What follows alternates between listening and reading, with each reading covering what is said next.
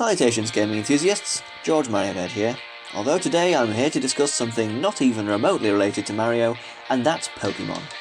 And this may surprise you, but despite being a 23-year-old avid fan of Nintendo games, I have never once owned a Pokémon game. I briefly played one of the games on a friend's DS many years ago, but besides that, nothing. But just a week ago, I purchased and began playing Pokémon Sword on holiday, and so far, I've been really enjoying it. Of course, having no basis for comparison, having not played any other Pokémon games, makes judging its quality difficult, so I'm just going to compare it with other RPGs I've played and see how it holds up. Stuff like art style, characters, writing and music is subjective, making comparing them difficult, so I won't bother doing that here, although I do think that those things in this game are very good. But when it comes to the battles in Pokémon, I found them rather simple. Most of the depth in the battles comes down to knowing your type matchups and being clever with what held items you use. There is of course more strategy involved with each Pokémon having their own moveset that you can largely choose, which I found interesting, letting you decide what moves work best for your Mon and your strategy. As you level up your Pokémon, you're regularly given more options, making you pick which ones to keep and which ones to let go. I found this interesting, and it's very different from the other RPGs I've played that just allow you to accumulate all the moves in the game if you want. It adds lots of depth to what is otherwise a very simple battle system. But the other method of battling that I came to really love from playing with my brother who has Pokémon Shield is doubles matches. These have way more strategy and depth to them than regular battles. These remind me more of the other RPGs that I've played. In those games you seldom fight alone. You normally have a party of characters, and they all take turns doing things to attack enemies or help allies. But this game takes that to the next step, and does one better than those RPGs I've played, and lets you compete with other real people. Competing with other real people one-on-one Pokémon is really tedious, because me and my opponent just kept swapping out our Pokémon to get a type advantage, which made the experience both frustrating and boring at the same time, which is actually an impressive feat. But doubles matches, perfection. Just beautifully fun strategy gameplay. Too bad there aren't many in the main game, but thank goodness the NPC Pokémon trainers don't swap out their Pokémon to get the type advantage, otherwise the whole game would be pretty miserable. So gameplay wise, I've actually been having a lot of fun, and that's mainly because the NPCs that you fight in the game aren't nearly as clever as a real person would be in a match, and they don't keep on swapping out Pokémon to get the type advantage, because like I said, that would be pretty miserable and it wouldn't be very fun.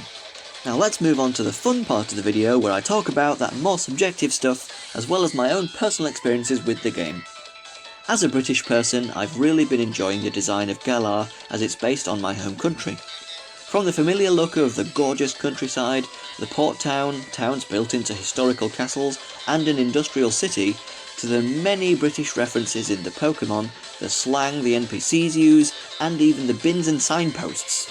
At the time of me writing the script for this video, I haven't beaten the whole game yet. I'm 6 gyms into it, but so far I've had a great time with my Galar journey. I made myself a goofy-ass looking league card that I love, assembled a team of mostly adorable Pokémon, each of which I gave a funny name, and I've already decided my favourite Pokémon, and it's this lovable, chubby cereal mascot looking squirrel, and I called mine Cheeks and I want to hug her! So far as the story and characters go, the plot kinda takes a backseat to your character going through the Pokémon League challenge, which itself is still a fun journey and a good reason for you to be exploring Galar. You meet plenty of interesting characters, but so far it doesn't feel like there's much of a story here. It mostly feels like a big glorified fetch quest that me and Hop are on because we felt like it. Are all the Pokémon games like this, going from gym to gym with little snippets of story sprinkled in now and then? I'm fine with it now because it's my first Pokémon game, but I'd imagine that structure would get pretty stale after a while. But speaking of Hop, I think this game's plot and journey makes a lot more sense, and it's far more compelling if you think of him as the protagonist. He has an actual motivation to go on this adventure because he wants to be like his brother Leon and become the champion. He's very enthusiastic about it, until nasty old Bede beats him and makes him feel bad about his failing giving his brother a bad name. This made him less sure of himself, and he starts to do worse in the gyms, and he was feeling so downhearted that I felt sorry for him and I purposely lost to him to try and make him feel better, but the game wouldn't let me. I feel so much more invested in Hop's journey than my own. I mean, I play a lot of games with silent protagonists, but I really wish I was following Hop's journey instead. Or better yet, if you could travel with him the whole game as a party member, making every Pokemon battle a doubles match, I'd be so down for that.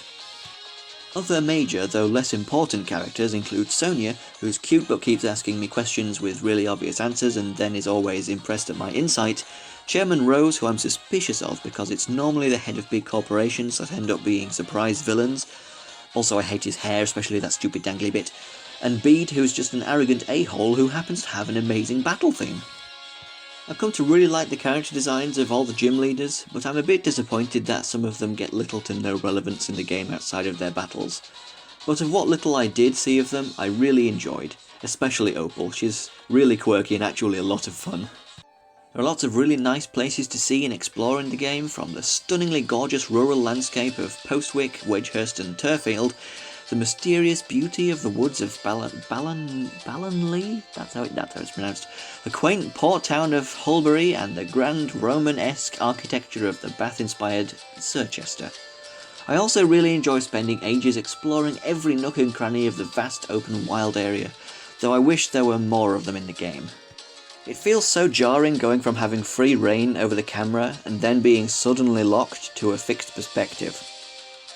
In conclusion, I've been really enjoying my time with Pokémon Sword so far. It's given me a positive experience for my first Pokémon game, with endearing characters and Pokémon, beautiful locales that are reminiscent of my home country, and now I've finally got an RPG I can play with other people. Is good.